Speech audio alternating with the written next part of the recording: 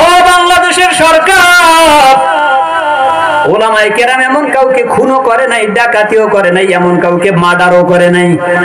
তোমার বিবেক বিবেচনায় তারা হতে পারে অপরাধী, কিন্তু সেই অপরাধ কতটুকু শাস্তিযোগ্য?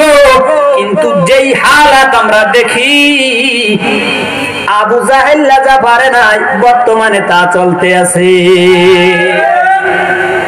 মাননীয় প্রধানমন্ত্রী একটা আবেদন জানাই, বাংলাদেশের কারাবন্দী আলেম ওলামার মুক্তি চাই। চান কি চান না? চান কি চান না?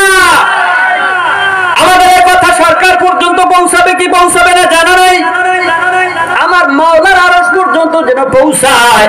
মাওলা তোমার কোরআনের খাদেম যারা ছিল, কোরআনের পাখি যারা ছিল, আমরা তাদের পক্ষে ছিলাম।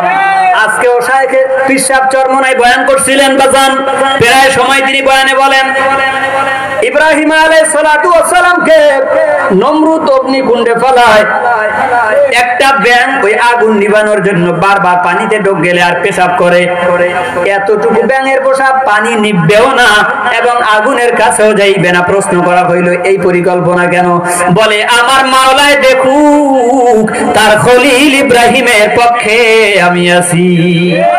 পক্ষান্তরে কাকরাজ বা রক্তচোষা, ও বারবার আগুনের দিকে ফু দেয়, ওর ফুতে আগুনের তাপ বাড়বে না, কিন্তু বারবার ফু দেয়। জিজ্ঞাসা করা হয় কেন বারবার ফু দাও? বলে নমরুদ দেখুক আমি ওদের পক্ষে আছি। নাউযুবিল্লাহ। এজন্য এক বাড়িতে মারতে পারলে 100 নাকি আমল নামায় জমা হয়। ও বাজান, আমাদের এই কথা সরকার পর্যন্ত যাবে কি যাবে না দেখার টাইম নাই। আমার মাওলার আরশ পর্যন্ত যেন যায়, কারণ এই বাংলাদেশে বিভিন্ন ভাবে প্রমাণ হয়েছে আলাম যাকে তুমি বন্দী করছো, যাবজ্জীবন দিছো, বিনা অপরাধী তুমি তাকে দিতেছো, বারবার বারবার প্রমাণ হয়েছে না হয় নাই? এরপরেও যেই পরিমাণের শাস্তির যোগ্য নয় তা দিতে আসো। ছোট একটা সন্তান বয়স 20-25-30 বছরের, কোটায় রফিকুল ইসলাম মাদানী, আপনারা জানেন, যা মামুনুল হক, যা অন্যান্য বড় বড় ওলামায়ে কেরামদের সাথে যেই নির্যাতন করা হয় নাই, তার থেকে বেশি নির্যাতনের শিকার হয়েছে রফিকুল ইসলাম মাদানী। কথা কোন ঠিক কি ঠিক না? এইগুলা তো বাজান আমরা দেখিয়া অন্তরের মধ্যে সইতে পারি না, কারণ আল্লাহর রাসূল বলেন আলা কুল্লুকুম খাত্তাউন। আল্লাহু আকবার। আল মিল্লাতা আল মুসলিমু মিল্লাতা ওয়াহিদ, ইন ইশতাকা আইনুহু ইশতাকা কুল্লু ওয়া ইন ইশতাকা রাসুহু ইশতাকা কুল্লু। গোটা বিশ্বের মুসলিম মিলিয়া হইল একটা দেহের মতো। আমার দেহের চোখে যদি ব্যথা হয়, সর্বশরীরের মধ্যে তা অনুভব হয় কি হয় না? ঠিক গোটা বিশ্বের মুসলমান মিলিয়া একটা দেহের মতো। বিশ্বের কোন স্থানে যদি মুসলমান কষ্ট পায়, আর সেই কষ্টের অনুভব যদি আমার অন্তরের মধ্যে না আসে, বুঝতে হবে আমার ইমানের মধ্যে ভেজাল আছে। বলেন মাননীয় প্রধানমন্ত্রী একটা আবেদন জানাই, বাংলাদেশের কারাবন্দী আলেম ওলামার মুক্তি চাই। কথা কোন ঠিক কিনা? বলা যায় না? বলা যায় না? বলেন মাননীয় প্রধানমন্ত্রী একটা আবেদন জানাই, বাংলাদেশের কারাবন্দী আলেম ওলামার মুক্তি চাই। বাংলাদেশের কারাবন্দী সকল আলেমের মুক্তি চাই। ঠিক কিনা? এই দেশটা স্বাধীন করেছিল শেখ মুজিবুর রহমান, কিন্তু স্বাধীনতার যুদ্ধে ছিল আলেম ওলামার অবদান। ঠিক কি ঠিক না?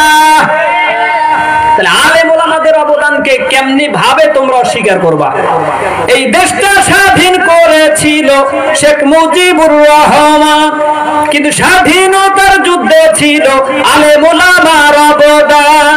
আলেম ওলামা নায়েবে নবী, আলেম ওলামা ওয়ারাসাতুল আম্বিয়া, কোরআন হাদিসে দেখতে পাই।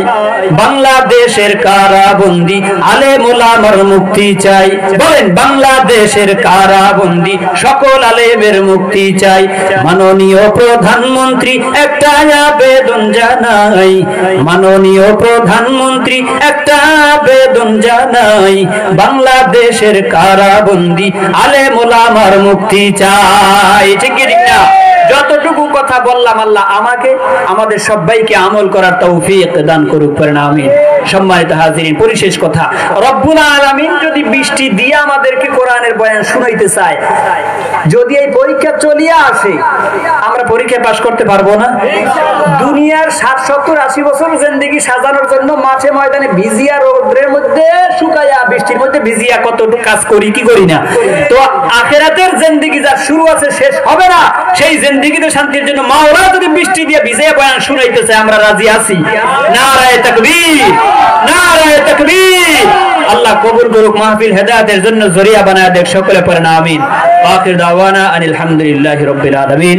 আসসালামু আলাইকুম ওয়া রাহমাতুল্লাহি ওয়া বারাকাতুহু।